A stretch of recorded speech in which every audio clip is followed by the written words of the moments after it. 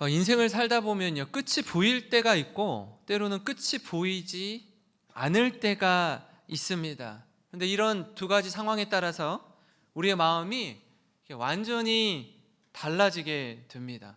예를 들어서 인생의 끝이 보일 때는요, 어떻게 해서든지 그 어렵고 힘든 상황을 좀 버티고 견디려고 애를 씁니다. 제가 지난번 잠시 군대 이야기를 드렸는데요, 지금 우리 청년들이 군복무를 하러 가면 한 1년 반, 18개월 정도 군복무를 합니다. 훈련소에서 지금은 4주간 훈련 받나요? 6주 받나? 정확히 모르겠는데 훈련을 받고 이등병으로 자대 배치를 가서 훈련을 받고 가면은 뭐 예나 지금이나 그런 것 같아요. 본인이 했던 군 생활이 세상에서 가장 힘들어요. 그죠? 예. 뭐 다른 사람이 뭐 어떻게 했다고 해도 내가 군복무한 거기가 세상에서 제일 힘듭니다. 근데 그 힘든 시간이지만 기간이 있죠. 군 복무 기간이 있습니다. 1년 반만 버티고 견디면 이제 다시 민간인이 될 수가 있습니다. 사람은 두 가지 종류로 나누죠. 그죠? 군인과 민간인 둘밖에 없어요. 근데 이제 새롭게 또 자유를 얻게 됩니다. 그날을 손꼽아 기다리며 버티고 견딥니다. 여러분 운동하시는 분들 또 이제 건강을 살피시는 분들은 아실 거예요. 러닝머신에 올라서 걷거나 뛸 때도 마찬가지입니다. 저는 보통 한 50분 정도 빠른 속도로 걷는데요, 이렇게 50분 정도 그러면 온몸이 흥건히 땀에 젖습니다. 근데 이제 시간을 보고서 이렇게 타이머가 돌아가니까 보고서 이렇게 걷는데 한 30분 40분 지나면 좀 힘이 들어요. 근데 견디는 거죠. 이제 한 10분만 더 걸으면, 더 빨리 뛰면 이제 끝나는구나 하고 견디는 거예요. 왜요? 정해진 시간이 있기 때문에 좀 힘들어도 지쳐도 인내하며 견딥니다. 그런데 끝이 보이지 않을 때가 있어요. 이게 언제까지 해야 될지 잘 모를 때, 언제까지 기다려야 할지 모를 때, 그때는요, 이게 생각보다 정말 힘이 듭니다. 끝이 보이고 빛이 비추는 곳은 터널입니다. 터널이에요. 근데 끝이 보이지 않고 어둠이 계속 지속되는 곳은 동굴입니다. 그러니까 우리의 고민, 우리 갈등은요, 여기에 있어요.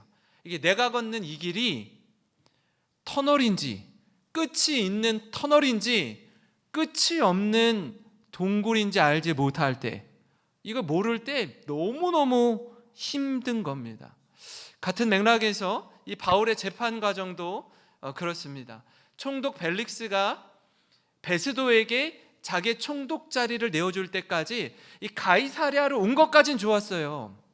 거기서 친구들 만나면서 좀 가택연금 상태에 있는 것까지는 나름 하나님이 기가 막히게 인도한 것 같아서 감사했다고요. 근데 이 벨릭스가 풀어줄 것 같은데, 좀 자유하게 할 것 같은데 이상하게도 자기를 계속 감금해 두는 겁니다. 구류해 두는 거예요. 언제까지요? 총독이 바뀔 때까지. 그 기간이 무려 2년 정도가 됩니다. 그 기간이 대한민국 육군 군 복무 기간보다 더 긴 거예요. 2년이 지나도록 이렇게 바깥으로 자유함을 내어주지를 않는 겁니다. 벨릭스도 그렇고 베스도도 그렇고 자신이 다스리는 곳에서 이 유대인의 마음을 얻고자 바울을 가둬두거든요. 그러니까 바울 입장에서 보면요, 이보다 더 큰 어려움이 없습니다. 마치 이런 것 같아요. 요셉이 보디발의 집에 종으로 팔려갔다가 가정 총무가 되죠. 그 다음에 무슨 일이 일어나죠? 보디발의 아내로부터 이 미혹을 받습니다. 유혹을 받아요. 나와 함께 동침하자. 이 청년 요셉이 그 보디발의 아내의 유혹을 뿌리치고 그 유혹받을 만한 자리로부터 과감히 도망치는데도 불구하고 어떤 어려움에 처해지죠? 감옥에 들어가요. 감옥에. 그러니까 강간 미수범이 되어서 감옥에 들어갑니다. 한번 곰곰이 생각해 보세요. 그 보디발이 자신의 아내의 말보다 요셉을 더 신뢰했던 것 같아요. 그죠? 왜냐하면 만약에 자신의 아내의 말을 더 신뢰했다면 요셉이 자신을 겁박하고 강간하려고 했다라는 것이 사실이라면 보디발이 요셉을 감옥 안에 가두지 않겠죠. 어떻게 해요? 죽였을 거예요. 사형을 시켰을 겁니다.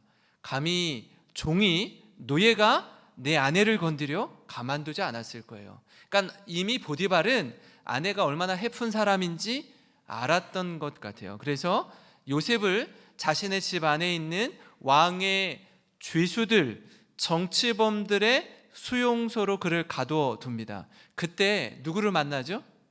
술 맡은 관원장과 떡 맡은 관원장을 만납니다. 저들이 꿈을 꾸는데 꿈을 해석해주고 술 맡은 관원장은 복직을 하게 되고 떡 맡은 관원장은 3일 후에 죽게 됩니다. 그때 이런 말을 해요. 당신이 당신의 자리를 복직하거든 나를 좀 기억해 주세요. 나를 좀 기억해 주세요. 내가 이 감옥에 들어올 만큼 죄를 짓지는 않았습니다. 그죠? 그래서 술 맡은 관원은 기꺼이 그렇게 하겠노라고 하고 3일 후에 복직하게 되죠. 자신의 지위와 신분을 회복하게 됩니다. 그리고 나가는데 요셉의 말을 기억해요? 기억 못해요? 기억 못해요. 몇 년 동안? 몇 년 동안? 2년 동안.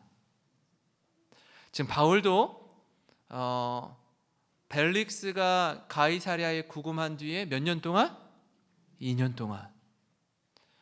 2년 동안 잊고 지내요. 사람이요 다 비슷한 것 같아요. 이 자기와 연관된 일이라면 굉장히 그 일에 그 사안에 대해서 마음이 조급하고 하루빨리 이 문제를 해결하려고 하는데 그렇지 않은 경우 이게 남의 일이잖아요. 그러면 별로 그다지 신경을 쓰지 않습니다. 관심 밖의 일로 내버려 두는 거예요. 한번 요셉을 생각해 보시고 바울을 한번 생각해 보세요. 마음이 어떻게 했어요? 그 심정이 어떻게 했습니까? 많이 상했을 겁니다. 바울도 그랬을 거예요. 이 재판의 과정이 쉽게 진행될 줄 알았는데 첩첩산중인 겁니다. 이 재판을 이렇게 오래 끌 일인가 싶을 정도로 진행이 너무너무 더딘 거예요. 언제까지요? 총독이 바뀔 때까지 재판을 유보하고 연기하고 내버려 두는 겁니다. 이때 바울이 할 수 있는 게 뭐예요? 기다리는 것밖에 없어요. 오래 참고 견디는 것밖에 없습니다. 기다리면서 기도하는 것밖에 없어요. 이게요 정말 어렵습니다. 말은 쉬운데 정말 힘든 시간이에요. 왜냐하면 하나님의 시선이 내게서 떠난 것 같기 때문에 그래요. 여기까지는 이 가이사랴에 구금되기까지는 하나님이 천부장 루시아를 통해서 놀라운 하나님의 보호하심을 경험을 했는데 가이사랴에서 2년의 시간은 길어도 너무너무 긴 거예요. 도대체 로마에는 언제 갈 수 있을지 조급한 마음도 드는 겁니다. 여러분 그때 우리는요 기다리는 법, 우리의 몸에 잔뜩 긴장하고 힘이 잔뜩 들어가 있는 이 힘 빼는 법을 배워야 합니다. 운동을 처음 배우기 시작할 때 가장 먼저 배우는 게 뭐냐면 바로 잔뜩 긴장된 이 몸에서 힘을 빼는 것부터 배웁니다. 경직된 몸을 풀고 꽉 움켜쥐고 있는 것을 내려놓는 것부터 배워요. 여러분 힘을 주어서 운동을 하잖아요. 하루 이틀 지나면 바로 온몸에 알이 배겨요. 막 쑤십니다. 근육통이 굉장히 심하게 오게 돼요. 예. 왜요? 힘을 빼지 않기 때문에, 힘을 잔뜩 주고 경직된 몸으로 운동하기 때문에 그렇습니다. 하나님은요, 우리에게 이 영적인 세계에도 마찬가지예요. 기다림의 시간을 통해 오래 참는 법, 기다리는 법을 배우게 하십니다. 이처럼 여러분, 바울의 오랜 재판을 통해 깨닫는 것 첫 번째는 뭐냐면요, 사단은 끊임없이 우리를 위협하고 공격한다라는 사실입니다. 생각해 보세요. 2년의 시간이 지났으면 유대인들이 바울을 해하려고 하는 좀 감정도 잦아들만 합니다. 그죠? 아니, 저들도 자신의 생업이 있고 일상이 있잖아요. 그렇게 열심히 자신의 일에 몰입하고 열심히 살다 보면 바울에 대해서 잊을 수 있을 법하지 않아요? 그죠? 근데 놀라운 거 뭔지 아세요? 충격적인 것 중 하나 뭐냐면, 이 제사장들과 유대인들이 여전히 바울을 고소하고 고발한다라는 사실이에요. 오늘 말씀 1절부터 3절에 베스도가 부임한 지 3일 후에 가이사랴에서 예루살렘으로 올라가니 대제사장들과 유대인 중 높은 사람들이 바울을 뭐할세? 고소할세. 베스도의 호의로 바울을 예루살렘으로 옮기기를 청하니 이는 길에 매복하였다 그를 죽이고자 함이더라. 여러분, 이 상황은요, 지금 시간이 2년이 지난 상황이에요. 총독이 바뀌었어요. 지금 벨릭스에서 베스도로 총독이 바뀌어서 베스도가 총독으로 부임한 지 3일 만에 예루살렘에 가서 인사차 이 유대인들의 리더십들을 만나러 제가 새로 바뀐 총독입니다. 역시 정치인들은 좀 다른 것 같아요. 그 유대인들, 다스리는 유대인들 중에서 리더십들, 종교 지도자들과 이제 얼굴을 마주하고 대면 인사를 하는 겁니다. 얼마나 똑똑하고 뛰어납니까? 가이사랴에서 예루살렘으로 가서 인사를 하는데, 그 인사하는 중에 어떻게 해요? 저들이 바울을 또 고소하는 거예요. 이게 저 얼마나 끈질긴지요, 여러분, 지치지도 않습니다. 가만 보면은 바울을 죽이기로 작정한 자들처럼 기회만 되면 끊임없이 고발하고 위협하는 거예요. 그리고 2년 전에 예루살렘에서 여러분 신문 받고 있다가 천부장 루시아가 이 바울이 잘못도 하지 않았는데 죽을 위험에 처해지자 어떻게 했죠? 1000명 중에 470명 정도를 데리고 가서 가이사랴에 안전하게 구금해 둔 것 아닙니까? 그죠? 근데 지금 뭐라고 하죠? 대제사장들이 뭐라고 해요? 가이사랴에 있는 바울을 예루살렘으로 좀 다시 데리고 오면 안 되겠습니까? 예루살렘에서 재판하면 좀 안 되겠습니까? 하고 제안하는 거예요. 왜요? 어떻게 하려고? 가이사랴에서 예루살렘으로 바울을 호송하는 중에 죽이려고. 끈질겨요. 정말 너무너무 피곤해요. 힘들게 만드는 겁니다.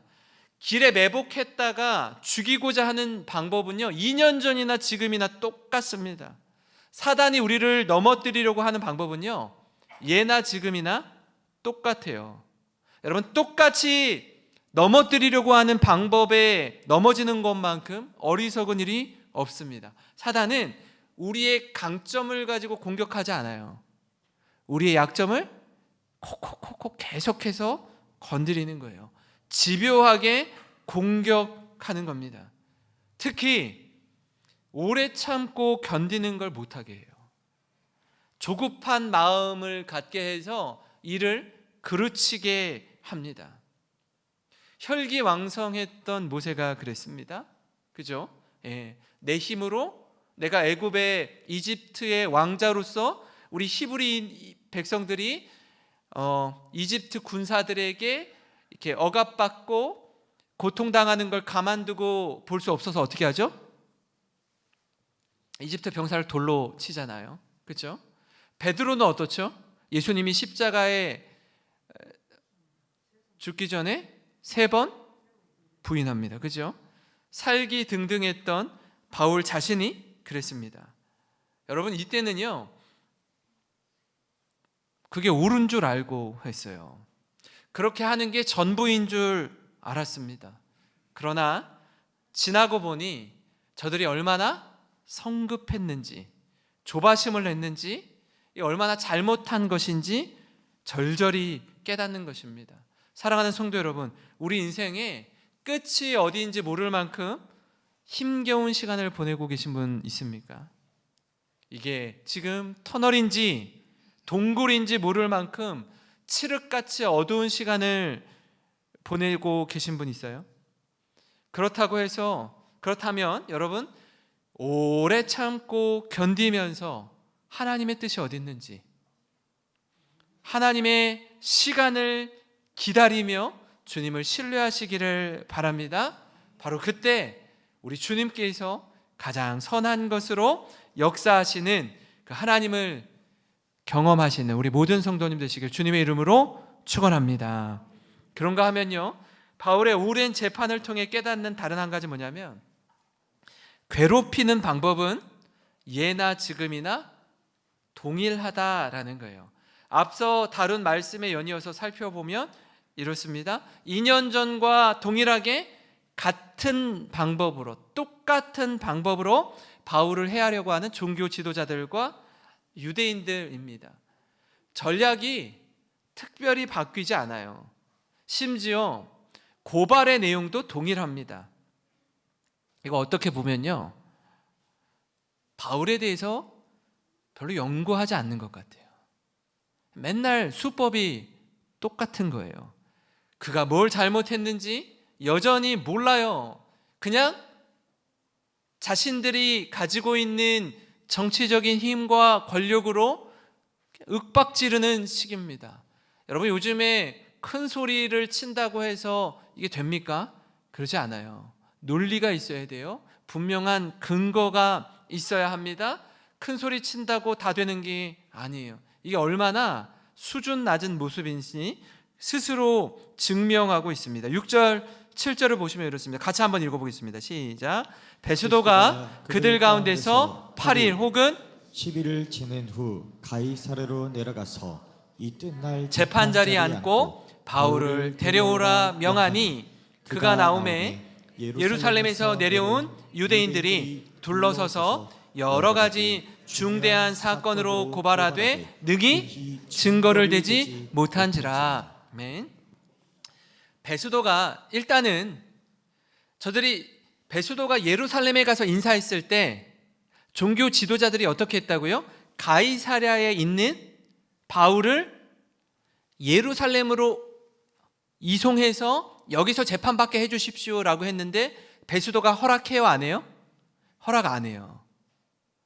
허락 안 하고 예루살렘으로 찾아갔던 베스도가 내가 다시 8일이나 10일 후에 가이사랴로 갈 건데 너희들이 와서 가이사랴에서 바울의 재판을 열겠다라고 이야기해요. 그래서 저들이 예루살렘에서 가이사랴로 옵니다. 여기에 와서 재판을 해요. 재판을 하는데 고발의 내용을 들어보니까 그 증거를 제대로 되지 못해요. 여러분, 2년의 시간이 지났으면 이 고소의 내용도 좀 업그레이드 되어야 되는 거 아니에요? 2년 동안 바울을 해치려고 이를 갈았으면 좀 새로운 증거를 가지고 고발해야 되는 거 아닙니까? 벨릭스에서 베스도로 총독이 바뀌었음에도 불구하고 고발하는 내용에 명확한 증거조차 되지 못하고 있어요. 제가 이걸 보면서 이런 생각이 들어요. 중대한 사건으로 고발하는데 중대하지 않은 증거를 가지고 나오는 거예요. 누가 봐도 공감할 수 없는 그런 수준의 것들로 고발을 하니까 베스도가 재판 자리에서 무슨 생각을 하겠어요, 그죠? 참 용을 쓰고 애를 쓰는데 너희들이 지금 다 헛스윙하고 있어. 헛발질하고 있어. 나를 이해하고 설득시켜 보라고 동의가 안 되는 거예요. 공감 능력이 떨어지는 것입니다.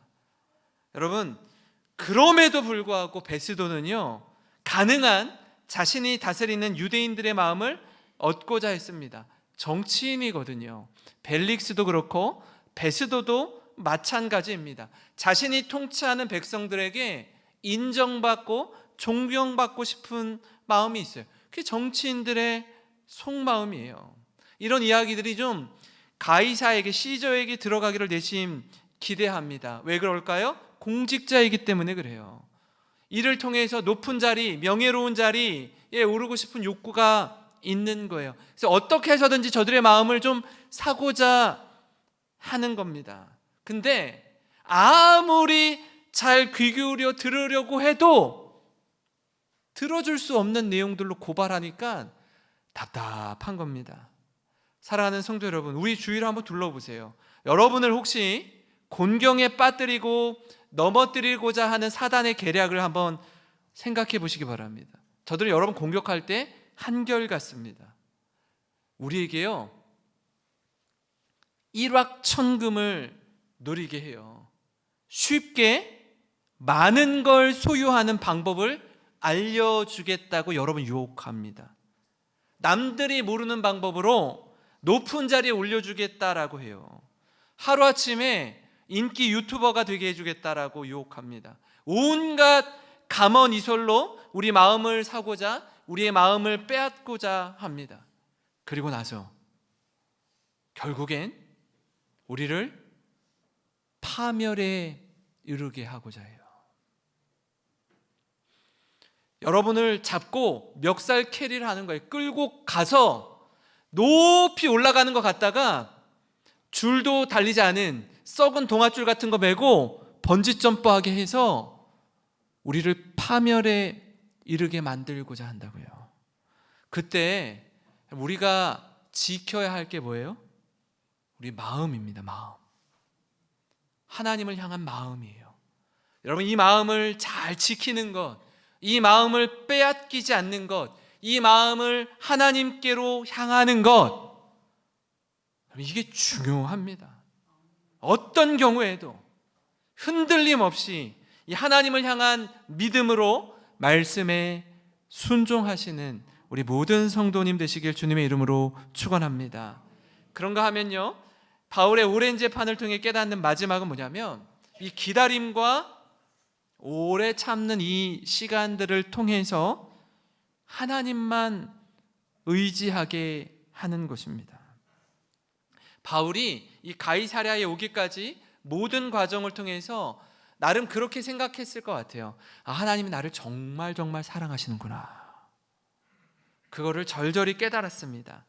여러 차례 죽을 고비가 있었음에도 불구하고, 심지어 3차에 걸친 선교 여행도 그렇고 로마로 향하는 이 과정에서도 하나님의 도우심을 순간순간마다 절절히 경험했습니다. 여기까지는 나름대로 너무나 잘 왔다라고 생각했는데 이 다음부터 진도가 안 나가는 거예요. 이 2년의 시간이 너무나 길고 지루하게 느껴지는 겁니다. 하루, 이틀, 한 달, 두 달, 1년, 2년이 지나도 재판이 자꾸 뒤로 미뤄지는 거예요. 구류되어서 갇혀 있는데 좀처럼 풀어줄 생각을 하지 않습니다. 어느 정도예요? 벨릭스 총독이 자신의 임기를 마치고 베스도로 바뀔 때까지 내버려 두는 겁니다. 기다리는 바울 입장에서는요, 힘이 완전히 빠질만 해요. 기가 막힌 노릇입니다. 뭐 이런 경우가 다 있어요. 그죠? 적당히 좀 해야죠. 어떻게 이렇게 오랫동안 잊혀진 채 지내냐고요. 자신의 상황은 마치 하나님의 선교 계획에서 배제된 것 같이 느껴졌을 겁니다. 그 가운데 이제 베스도가 부임 후에 다시 재판이 시작됩니다. 그때 바울이 베스도에게 이렇게 요청하는데요, 11절 12절입니다. 반일 내가 불의를 행하여 무슨 죽을 죄를 지었으면 죽기를 사양하지 아니할 것이나 만일 이 사람들이 나를 고발하는 것이 다 사실이 아니면 아무도 나를 그들에게 내줄 수 없나이다. 내가 가이사께 상소하노라 한데 베스도가 배석자들과 상의하고 이르되 내가 가이사에게 상소하였으니 가이사에게 갈 것이라 하니라. 가이사 시저에게 가겠다는 건 지금 어디 가겠다는 거예요? 어디 가겠다는 거예요 지금? 시저가 있는 로마로 가겠다라는 거예요. 가이사가 있는 로마로 가겠다라는 겁니다. 왜요? 그곳에서도 복음을 전하기 위해 가이사에게 상소하는 것입니다. 여러분, 천부자인 루시아도 벨릭스도 지금 베스도도 모두 알았습니다. 바울은 죄가 없다라는 걸 알았어요. 그러나 바울은 스스로 로마로 가기 위해 또 상소하는 것입니다. 그러니까 베스도가 이 로마 시민과자였던 바울의 의견을 존중합니다. 그래서 나중에 이제 로마로 가게 되는데요.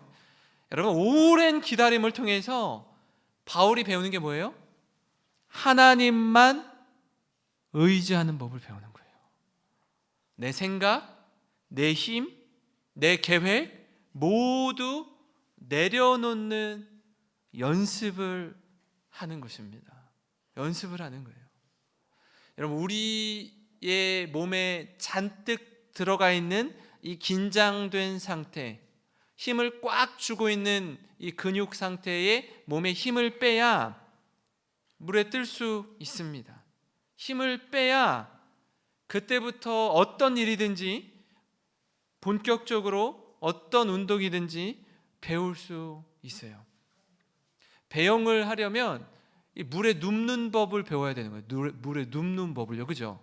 힘을 빼야 얼굴이 한 요만큼 반 정도 차야 물에 뜹니다. 이게 코에 물이 들어갈까봐, 얼굴이 물에 잠길까봐 힘을 주는 순간 어떻게 되죠?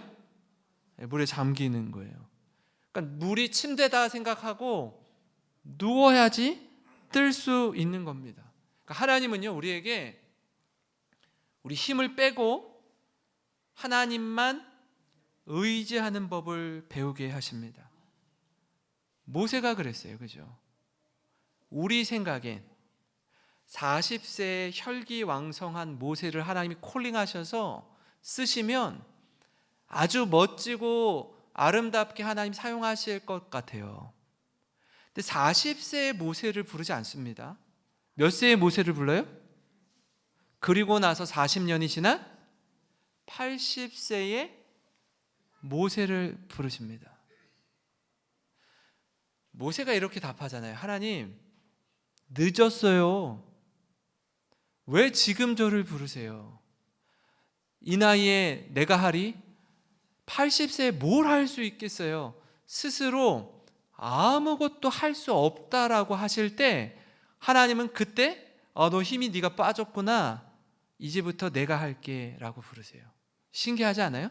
40세 때 혈기왕성할 때는 모세가 그래요. 하나님, 지금 나를 사용하시면 하나님이 영광 받으실 거예요. 하나님이 끝내주게 빛나실 거예요. 지금 저를 한번 사용해 주세요.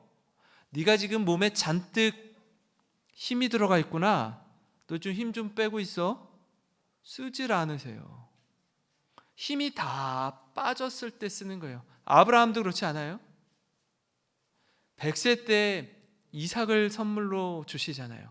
아무것도 할 수 없다라고 할 때 하나님이 그때 쓰셔요. 요셉을 여러분 17살에 애굽의 종으로 팔려가는데 그가 애굽의 국무총리가 되기까지 무려 13년간 종으로 감옥의 죄수의 신분으로 지내게 하십니다. 13년간 훈련시키세요. 13년간 힘을 빼는 연습을 시키세요. 그리고 30살에 총리로 세워주십니다. 여러분, 하나님의 사람들이 언제 빛을 발하는지 한번 보세요. 육신의 힘을 빼고 육신의 혈기를 빼고 하나님을 의지하기 시작할 때 그때 비로소 빛을 바랍니다.